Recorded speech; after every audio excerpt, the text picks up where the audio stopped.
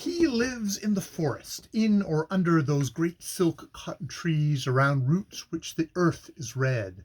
This colored earth identifies a silk cotton tree as being the residence of a Sassobon. As its color is held to arise from the blood it whips off him as he goes down to his underworld home after a night's carnage. All silk cotton trees are suspected because they are held to be the roots for duppies, but the red earth ones are feared with a great fear, and no one will makes a path by them or camp near them at night. Sasabonsum is a friend of witches. He is of enormous size and of a red color.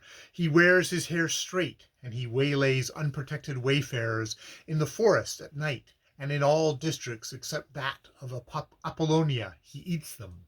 Round Apollonia he only sucks their blood. Natives of this district, after meeting him, have crawled home and given an account of his appearance, and then expired. Ellis says he is believed to be implacable, and when angered can never be mollified or propitiated. But it is certain that human victims are constantly sacrificed to him in districts beyond white control. In districts under it, the equivalent value of a human sacrifice in sheep and goats is offered to him. In Ashanti, he has priests and, of course, human sacrifice. Away among the Dahomey tribes, where he has kept his habits but got another name, and seems to have crystallized from a class into an individual, the usual way in which a god develops, he has priests and priestesses, and they are holy terrors, but among the Tishwi, Sasabonsum is mainly dealt with by witches and people desirous of possessing the power of becoming witches. They derive their power from him in a remarkable way. I put myself to great personal inconvenience, fever, risk, mosquito certainty, high leopard and snake palaver probability, and grave personal alarm and apprehension to verify Colonel Ellis's account of the methods witches employ in this case to obtain a shumshman, and I find his account correct. The chief use of Suman is a power in it gives its owner to procure the death of other people, not necessarily his own enemies, for he will sell charms made by the agency of his Suman to another person whose nerves have not been equal to facing Sasabonsum on his own account.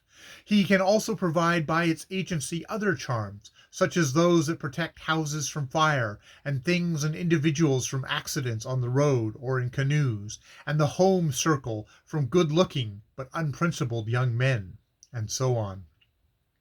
As a rule, the person who has a suman keeps the fact pretty quiet, for the possession of such an article would lead half the catastrophes in his district, from the disease of pigs, fowls, and babies, to fires, etc., to be accredited to him, which would lead to his neighbors making witch palaver over him, and he would have to undergo poison ordeal and other unpleasantness to clear his character.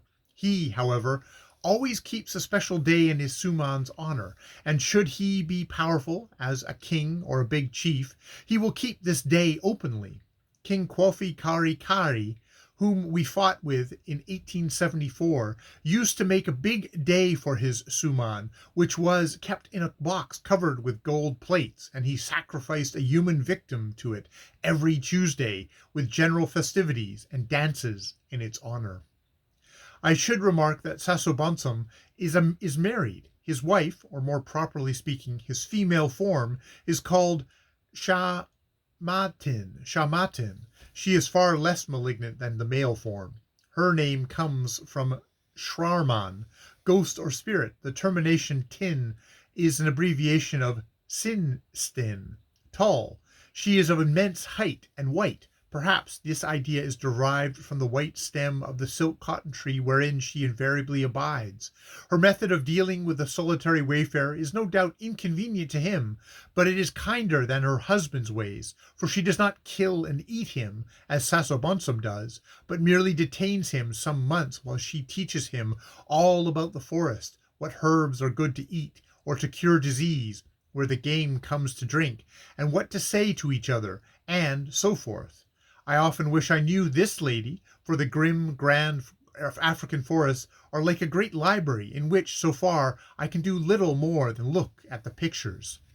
Although I am now busily learning the alphabet of their language so that I may some day read what these pictures mean.